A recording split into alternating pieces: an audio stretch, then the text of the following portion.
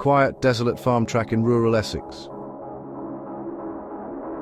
became the center of a national story on the morning of December 7th, 1995. Two local farmers, Peter Theobald and Ken Jiggins, were making their way along Workhouse Lane when they noticed something out of place. A dark blue Range Rover was parked by a locked gate, its engine seemingly still running. The scene was eerily still, set against the bleak backdrop of a winter landscape.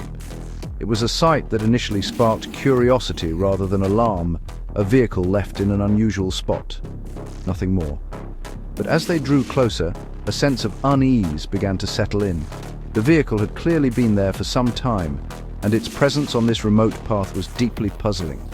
The farmers approached the 4x4 with caution, peering through the driver's side window. What they saw inside would forever be seared into their memories and become the opening image of one of Britain's most notorious murder cases. The interior of the luxury vehicle was a scene of brutal, calculated violence. Three men were slumped in their seats, their bodies riddled with gunshot wounds. It was immediately clear that this was no accident. It was a professional, execution-style killing. The initial shock gave way to the chilling realization that they had stumbled upon a major crime, a triple homicide that had been carried out with ruthless efficiency on this lonely stretch of farmland.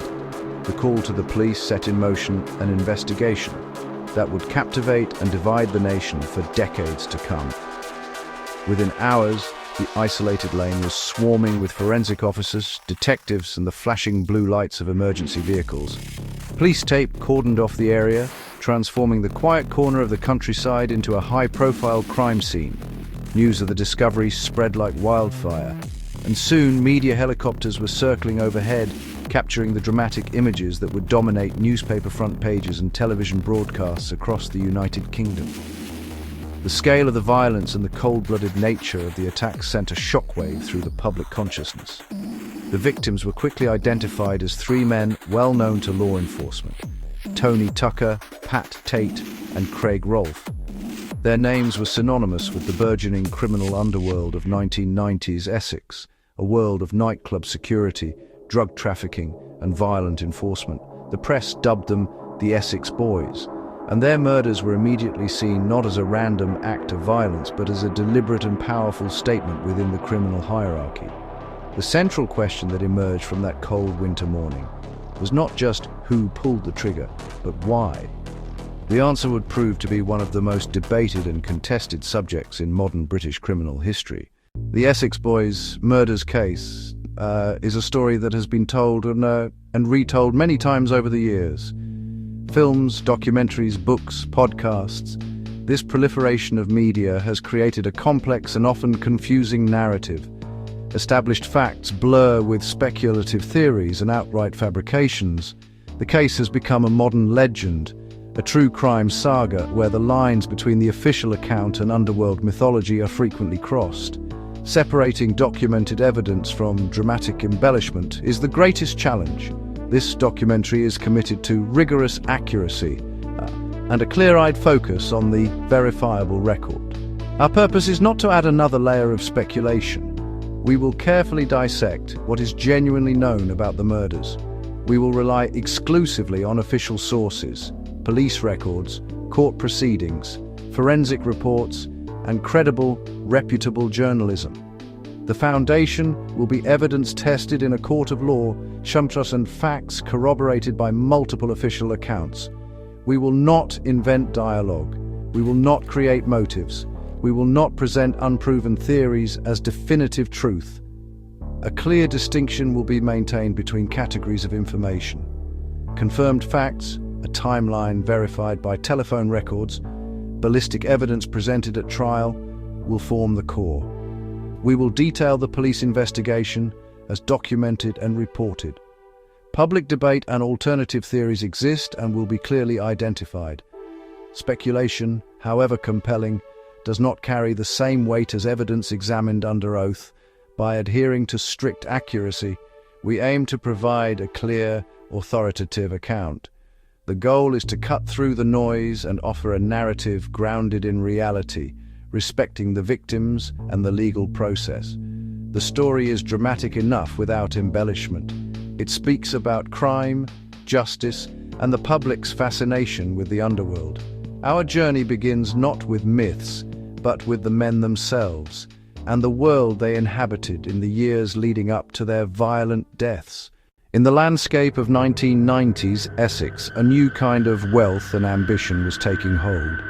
The county, once known for quiet towns and coastal resorts, was becoming a hub of entrepreneurial spirit, but this prosperity had a dark underbelly.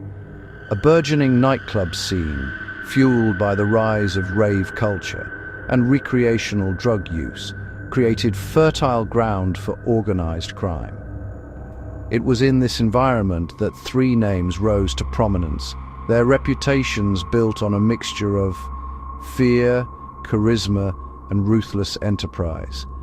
Tony Tucker, Tate, and Craig Rolfe were not just friends or associates. They were a formidable unit whose collective influence was felt across the region's nightlife and its associated criminal economies. Their story is central to understanding the culture that ultimately led to their deaths.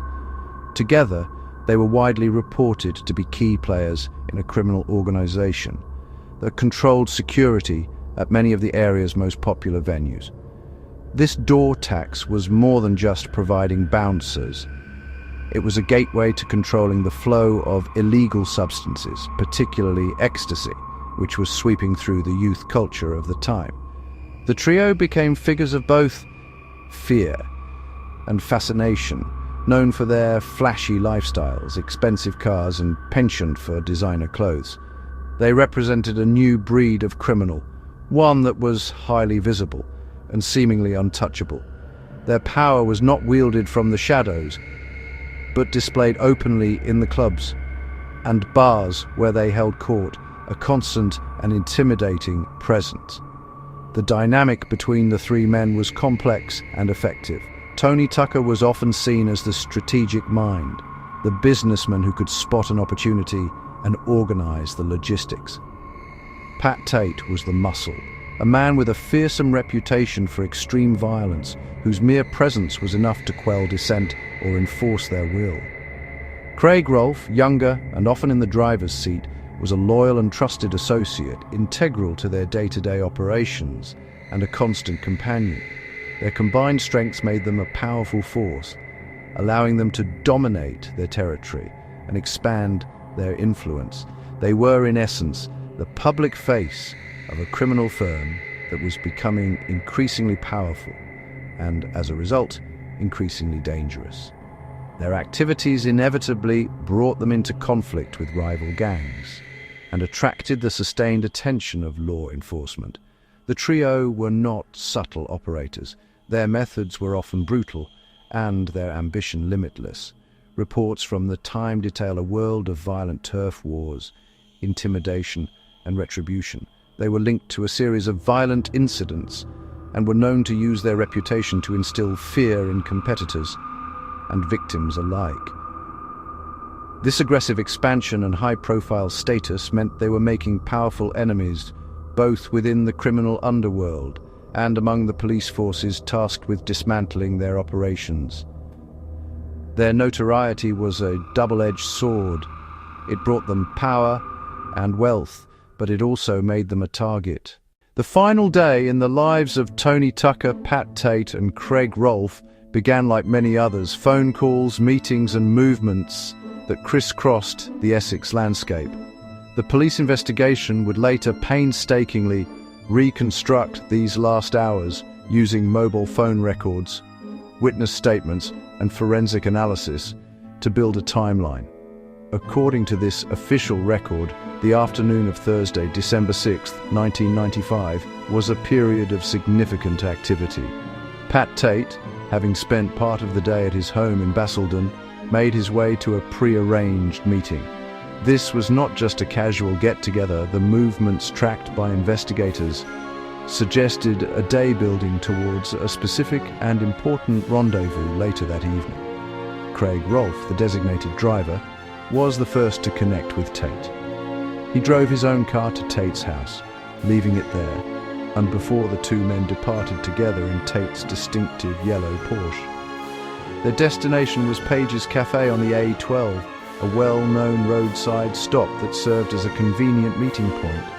This journey was a crucial early piece of the puzzle for detectives, establishing the pairing of Tate and Rolfe early in the sequence of events. The choice of venue was unremarkable, a place for a quick conversation away from their usual haunts, but it marked the start of the trio's convergence on this fateful day, a journey from which they would not return. Meanwhile, Tony Tucker was operating on a parallel track. He was at his home in Fobbing, making and receiving a series of phone calls that would later become critical evidence. These calls connected him to his associates and helped establish his movements and intentions for the evening. At approximately 4:30 p.m., Tucker left his home, driving his blue Range Rover. He drove to the Halfway House pub in a neighbouring town, a location where he was due to meet Tate and Rolfe. The threads of their final hours were beginning to draw together, with all three men now converging on a single location, their separate paths merging into one. The meeting at the Halfway House pub marked the first time all three men were confirmed to be together that day. Tate and Rolfe arrived in the Porsche, while Tucker pulled up in his Range Rover. It was here, according to the police timeline, that a crucial switch took place. Tate and Rolfe left the Porsche in the pub's car park and joined Tucker in the Range Rover. Rolfe took his customary position behind the wheel, Tucker in the front passenger seat and Tate in the back. The three men, now united in a single vehicle, drove away from the pub. Their final journey had begun, heading towards an unknown appointment. The destination has been the subject of intense scrutiny. The police timeline points to a specific location. After leaving the Halfway House pub, Craig Rolfe drove the Range Rover toward a small, quiet residential street in Rettendon. The location was a house belonging to a local family, an ordinary suburban home. The vehicle was parked on the street outside this address for a period of time. This stop was not a random pause, it was a planned staging point before the final leg of their journey. Its purpose has never been definitively explained, but its inclusion in the timeline is critical. It suggests the men were waiting for something, waiting for someone, perhaps picking up an item or gathering information necessary for the meeting. Investigators say this was a crucial link in the chain of events, where final arrangements were confirmed or set in motion. The ordinary domestic setting stands in stark contrast to the brutal violence that would follow. While parked, the men were not idle. Mobile phone records show calls were still being made from the vehicle. This communication provides a digital footprint of activities and potential contacts. The nature of the calls, who they were to, and what was discussed were later meticulously analyzed by detectives. The electronic trail gave a partial but invaluable glimpse into their mindset and plans. After waiting, the Range Rover pulled away from the residential street. It was fully dark, around 6:40 p.m. The vehicle turned off the main road onto a narrow, unlit country lane, Workhouse Lane. Workhouse Lane is a desolate track passing fields, a small pumping station, before coming to a dead end at a locked gate. This final turn, away from populated streets, into the isolated darkness of the countryside, was the point of no return. The remote location was deliberate, chosen for privacy and isolation, the perfect setting for a clandestine meeting or a cold-blooded ambush. In the months following the Rettendon murders, the police investigation, codenamed Operation Century, struggled to make significant headway. Detectives were faced with a wall of silence, fear of reprisal, and a deep-seated mistrust of the police. Despite pursuing thousands of lines of inquiry and interviewing hundreds of individuals, the investigation yielded no immediate suspects. The case was in danger of going cold, becoming another unsolved gangland mystery. The pressure was immense, with public and media attention remaining intensely focused on the triple homicide. Essex police needed a breakthrough, and it would come from an unlikely and controversial source. The turning point arrived in the spring of 1996, several months after the murders. a man named Darren Nichols, a small-time crook, and a mechanic with connections to the criminal fraternity, was arrested for his involvement in a cannabis importation scheme. Facing a lengthy prison sentence, Nichols made a decision that would change the course of the investigation entirely. He offered to provide police with information about the Rettendon murders in exchange for a deal. He claimed to have intimate knowledge of the crime, naming the individuals responsible and detailing his own role in the events of that night. He became what is known in the British legal system as a supergrass, a cooperating witness. Nichols' story was explosive. He told detectives that he was the getaway driver for the killers. He named two men, Michael Mickey Steele and Jack Holmes. According to Nichols, the motive was a dispute over a failed drug deal. He alleged that Steele and Holmes had arranged the meeting with Tucker, Tate and Rolfe under the pretense of a major cocaine deal, luring them to the isolated workhouse lane with the sole intention of executing them.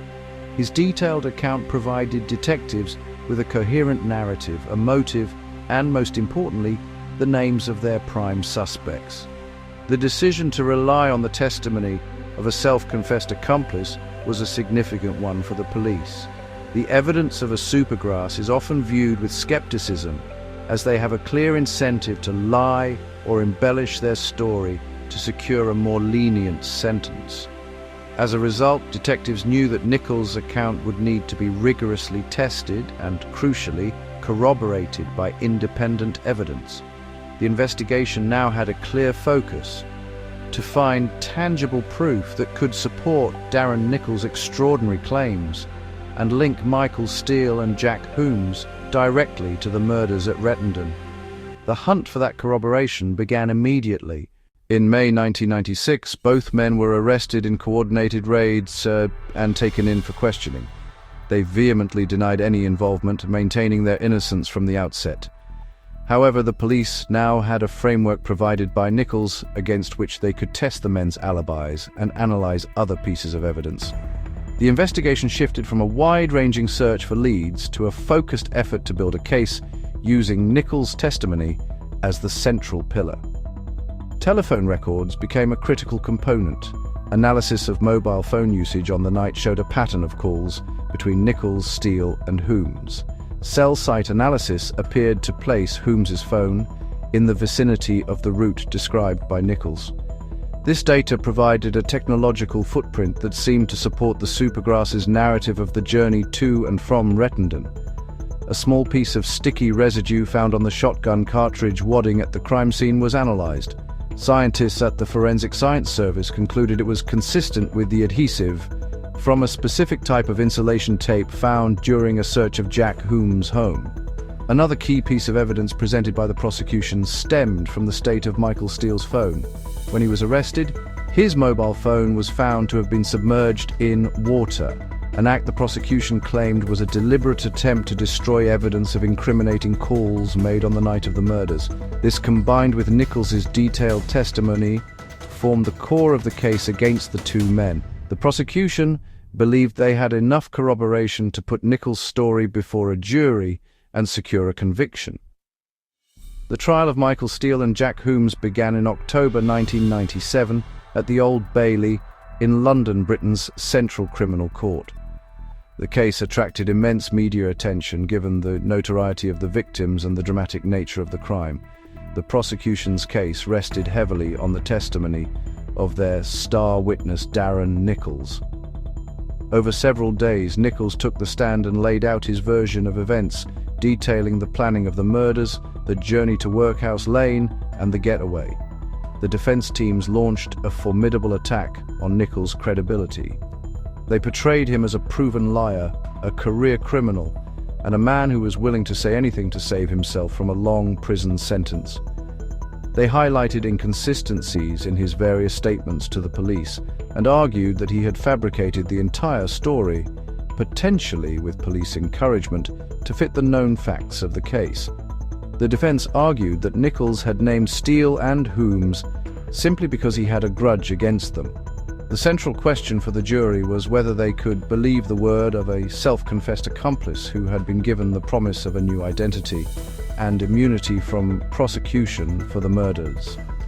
After a trial lasting several months in January 1998, the jury delivered its verdict. They found both Michael Steele and Jack Holmes guilty of all three murders. The judge sentenced both men to life imprisonment with a recommendation that they serve a minimum of 15 years. The convictions were hailed by Essex police as a triumph of detective work, bringing a complex and difficult case to a successful conclusion. For the court, justice had been served. However, both Steele and Holmes continued to protest their innocence from behind bars, immediately launching appeals and setting the stage for decades of debate and controversy over the safety of their convictions. The guilty verdicts handed down at the Old Bailey in 1998 were, in the eyes of the law, the definitive conclusion to the Rettendon murders. For the justice system, the case was closed. The killers were identified, convicted, and imprisoned. Yet in the court of public opinion, the story was far from over.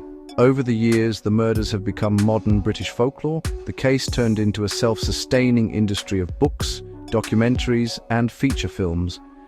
This cultural fascination is why the case still echoes so loudly. The foundation of the debate lies in the nature of the conviction. And the prosecution's case relied on the testimony of a single supergrass, Darren Nichols. The jury found him credible enough to convict, but using such a witness is inherently controversial. Critics and campaigners have highlighted that a man saving his own skin may not be reliable. That contention gave authors and filmmakers fertile ground to explore partial truth or complete fabrication. They were a perfect storm of charismatic but ruthless victims, secretive organized crime, a dramatic execution-style killing, and a controversial trial.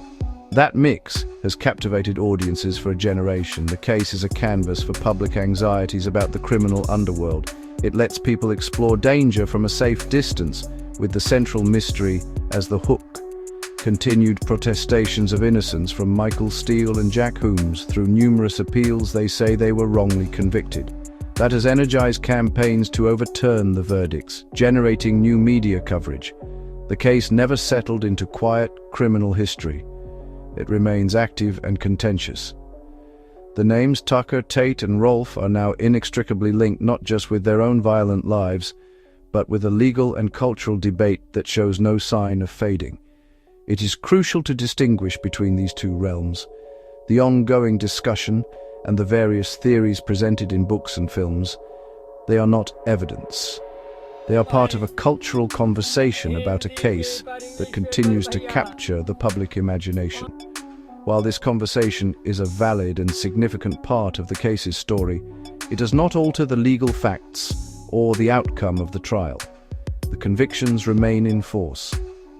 The legacy of Rettendon is therefore twofold: a brutal crime that was solved and prosecuted, and a story that highlights the gap that can exist between legal certainty and public consensus. Ultimately, the murders on Workhouse Lane left an indelible mark on the families of the victims and the convicted, on the national consciousness. The case is a powerful and somber reminder of the brutal realities of organized crime, and the complex, often imperfect, process of seeking justice. As the fog still settles over the quiet fields of Rettendon, the questions continue to linger.